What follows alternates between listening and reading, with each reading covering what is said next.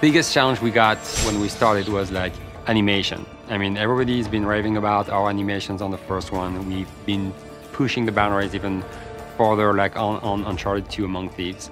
And we're like, okay, that's great, but how are we gonna make that work online? I remember I got really excited when I got on my monitor like 2 drakes running around. I called everyone in the office, say, hey guys, come on over. And like everybody like saw right away the potential. We were like, okay, that's huge. We spent a lot of time working on our technology to just bring animations across the network so that you can see the other players at the same quality you would see just like NPCs or enemies in the game.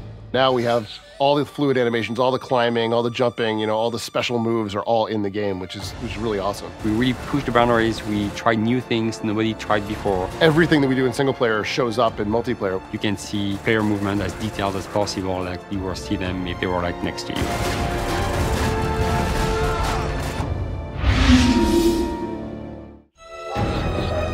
So when we start to work online, we also want to make sure the experience for the player would be just as simple as it is when you play single player. So you hit start, you start the game, you play. I can very quickly jump online, hit our matchmaking system. There's no waiting around, there's no nothing. I'm pushing a button, I'm in the game. I'm finding people of like skill, so it's bouncing me up and down and putting me into the right level so I know that every game I play is going to be fun. You know, I'm going to be constantly challenged, but it's not going to be too hard. Also, something that's very important is be able to play with your friends, and that's why we created our party system. If I have a bunch of friends online, I can very easily invite them to join my party. I can see them in their party, jump in with them with one button press. So that if you go and make a custom game, they're going to play that custom game with you. If you go in matchmaking, they're going to come and be in your team and follow you in your matchmaking. So that's key, because a lot of people want to play with their friends too. It's super important, like to be able just to chat with your friends and make fun of them sometimes if they die and stuff like that. We made it like really extremely easy.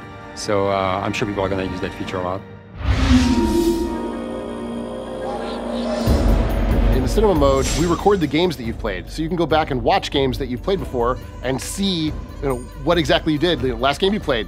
We save your games when you play them. You can replay them.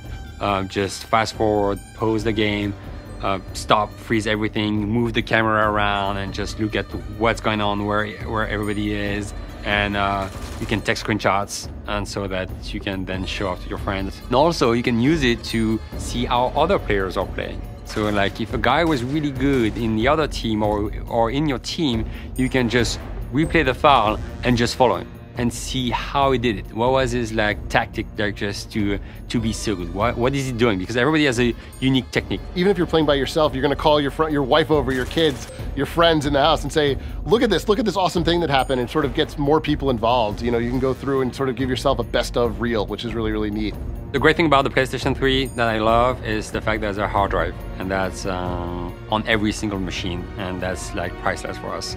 So cinema mode was very easy because we can save your cinema files to your hard drive very easily, and also we're having some technology using the cloud where we can like save the files, your cinema files, to the cloud.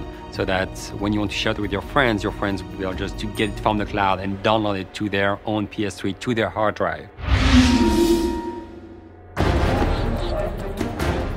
Ultimately, statistics are sort of the rawest form the game takes. So as a designer and as a player, it's important that we're able to see those things so we know where the game is unbalanced. I would never be able to make the game fair if I couldn't tell what the statistics were for any given map in any given mode. We had to be creative because PSN is free, and I love that. It's the fact like people can just play online games for free at any time, and that's huge. And it's good because it forced us just to find new ways to store that data, and that's why we started to work on the cloud technology. Things that I thought were cool maybe didn't work. Maybe there was too many deaths there. Maybe maybe nobody ever went there.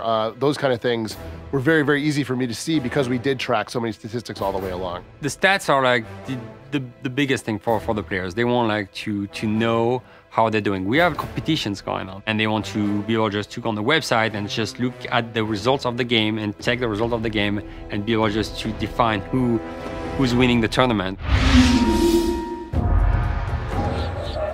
One of the best features of Uncharted 2 is the ability for us to live update the game, which means we don't have to patch.